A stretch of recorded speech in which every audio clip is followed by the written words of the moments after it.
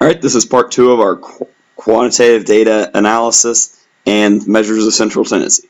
So the first thing we're going to talk about is ways to display quantitative data. Quantitative data means it's numbers that you can count, you can quantify. The other one is qualitative, which means like things that you can't necessarily measure.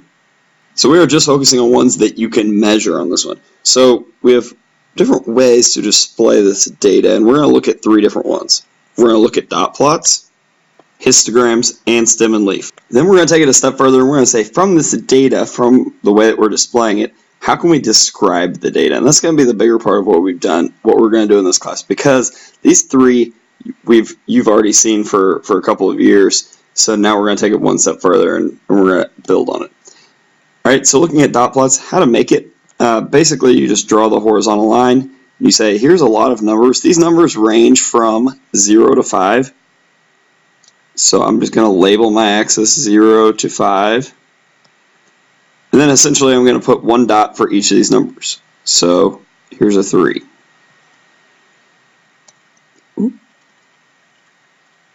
So I put a dot there. Obviously my dot's not very good. Here's a 0. So I put a dot here. A 2, and so on. The biggest thing on this, make sure that your dots are roughly the same size so that it gives you an accurate description of your data. So I'm going to go ahead and finish mine. I want you to go ahead and finish yours. And I actually glanced at this really quick. I didn't realize that the numbers do go to 8, so go ahead and extend your graph if you made yours like mine. If you haven't made it yet, go ahead and just squeeze them in. So I've completed mine here, and so this gives you a really quick snapshot to very quickly say who had the most and where is most of the data distributed. So now once we look at this graph and this data set, we use 4 different things to describe what it looks like. The first thing we do is we look at shape. Okay, we call this acronym SOCS. So don't forget your SOCS ever. The shape you're going to, and we will discuss this in a second, it's going to be skew or symmetric. And when I say skew, we're going to have skew left and skew right. Center, okay, if it's symmetric, so if it looks like that normal curve, then our center is going to be the mean.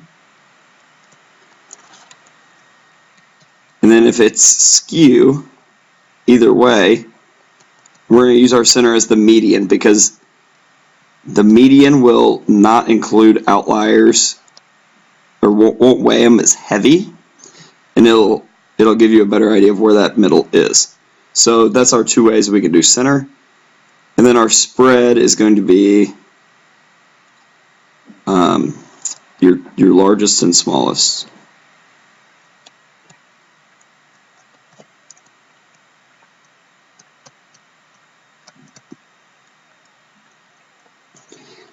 Then your final thing that you're going to include on this is outliers. So using the mathematical way that we show outliers, that's how we're going to find them here. So just looking at shape really quick, if it's symmetric, it looks like that normal curve. If you cut it in half, everything would be perfect. It would match up. If it's skewed left, this means that there's a lot of data that's to the right. So there's a little tail over here, and then all of the data is clumped in the right. And the same thing with skewed right. It means that the data, there's a lot of data clumped here, but then there's some that are spread out over to the right. So we're going to use these 3 ways to describe our shape. So looking at this data, if you were going to describe the shape of it, you would say there's quite a bit of data over here. So we would say this is skew left, because a lot of the data is to the right. Now something to consider here is if you didn't include these outliers, what would the shape be? Okay, so we are including it when we say it's skew left, but if we don't include these 2 guys, then this is a very symmetric distribution. So this is something that you do want to consider. All right, when we're looking at center, since it's skewed, we find the median.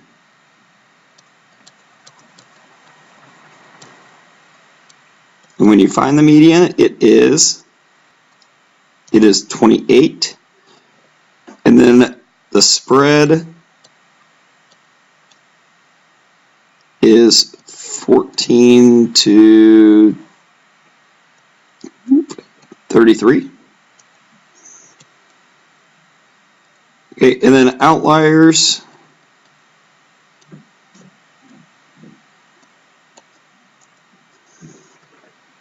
Okay, I'm not going to do the mathematical way on this, but I see 14 and it's very far away from the others.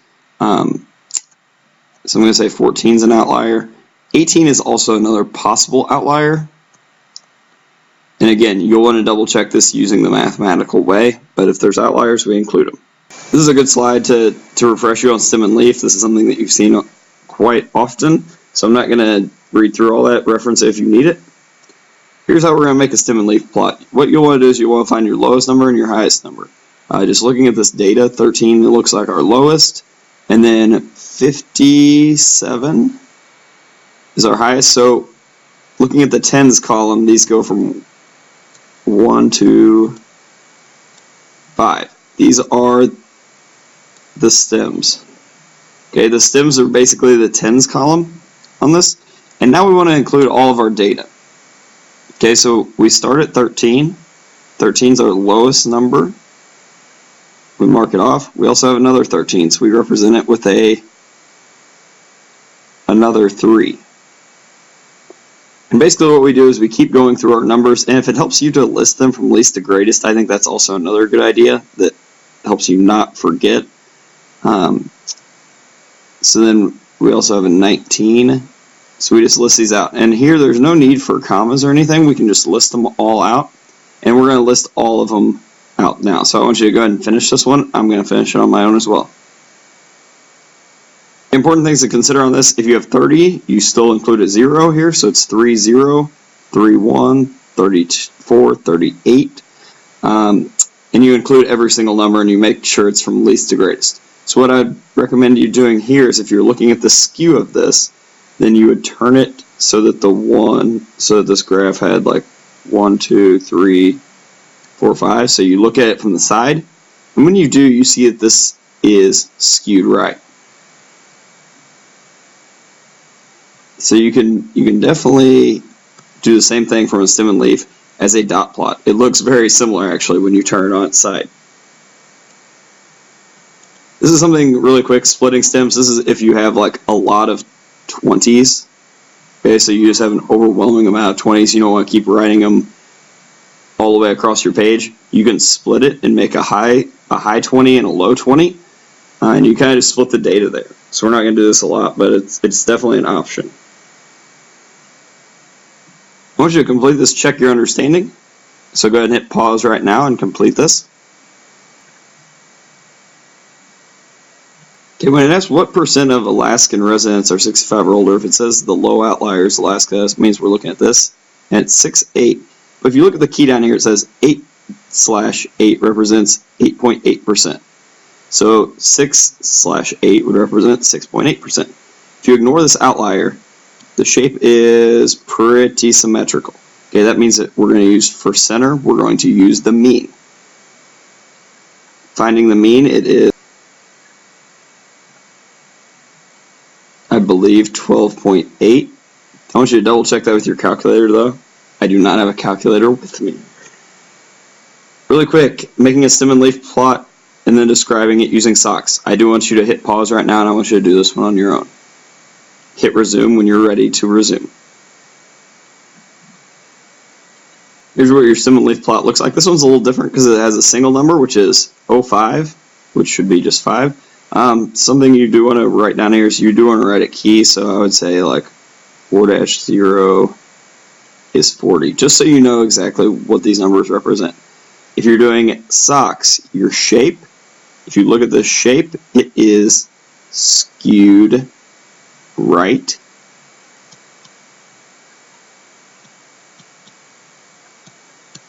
Because all of the data is clumped to the left, and then you have these numbers right here that kind of make that elongated tail if you looked at this. Your second one, outliers. I believe 60 is an outlier here, just by looking at it. Center, since it is skewed, we do the mean. So we count our numbers 1, 2, 3, 4, 5, 6, 7, 8, 9, 10, 11, 12, 13, 14, 15 numbers. So that means that the 8th number will be your median. 1, 2, 3, 4, 5, 6, 7. So it's between 15 and to 20. 20 is your 8th number. Sorry, there's 15 numbers, so our 8th number is our center, our median. So our median is 20. And then our last one is our spread of data, and our data goes from 5 to 60. The last type we're going to talk about is histogram. Basically, a histogram is a bar graph, except the bars are represented by different ranges. Okay, so what you want to do here is, when I say ranges, I mean it's 0 to 5, and then like 5 to 10, 10 to 15. Okay, so here it says 5 to less than 10. So it will be 5 to anything that has a 9 in it. And then the next one starts at 10. So what I want you to do is I just want you to tally up how many frequencies each of these have. I'm going to go ahead and do so on my own as well. So for example, Alabama has 2.8. So that would be from 0 to less than 5. So I just put a tally, and I'd check it off. And then I'd say Alaska is at 7.0. That's another one in that category. 15.1 would be 15 to 20.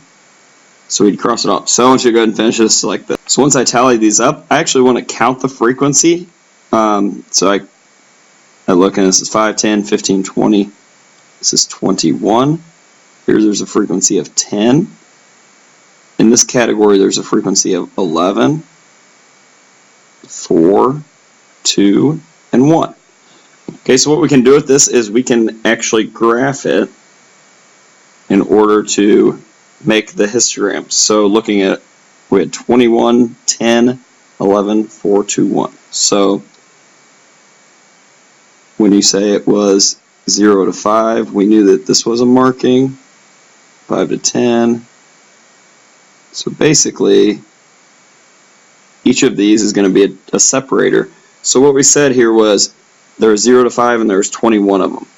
So you look 0 to 5, this is what your bar graph is going to be, and there was 21. So you make the graph. The next one had 10. So we look right here and we make the bar graph that goes to 10, and this is our guideline. This is our boundary. The next one had 11, so just a little bit more than the previous. And then we had 4, 2, and 1. So 4, 2, and 1. Okay, so then we could do our socks, our shape. This would be skew right.